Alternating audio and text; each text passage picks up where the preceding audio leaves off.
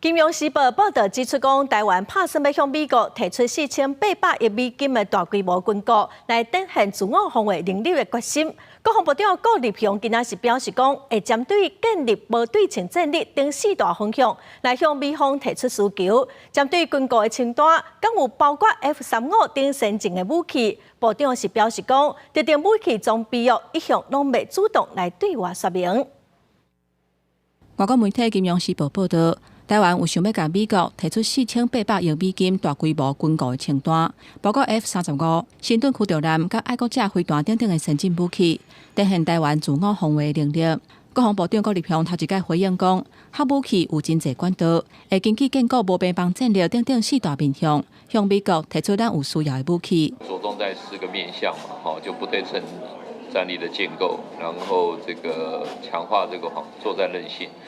及提升这个后备战力，以及有效的应对灰色地带的应处，来跟这个美方来沟通。不过，这份军购的清单内底项目是袂少，包括400粒爱国者飞弹、新盾驱逐舰、鹰眼预警机，也有60架 F-35。去防这支有的部分伤过理想化，超过咱国防的预算。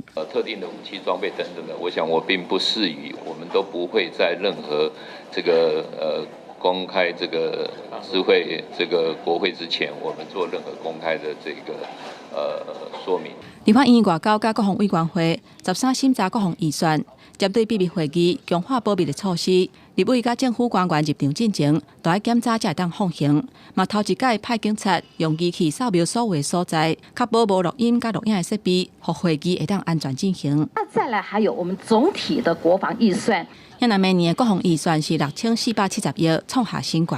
未来敢会当达到 GDP 3%？顾立雄讲，无法度设定达成3%，不过确定会稳定成长。立委嘛关心讲，敢会变新的特别预算？如果你没有提出特别预算案的话，当然你把它归入到公务预算，当然会排挤到公务预算的。所以我现在只能够说，我们没有办法去排除有这个特别预算的这个可能性。针对美国总统川普任命众议员瓦尔兹来做国安顾问，伊英过捌访问台湾，嘛主导军售的泰国小组。顾立雄嘛特别感谢瓦尔兹到3天，让台湾的军售会当量早交货。记者综合报道。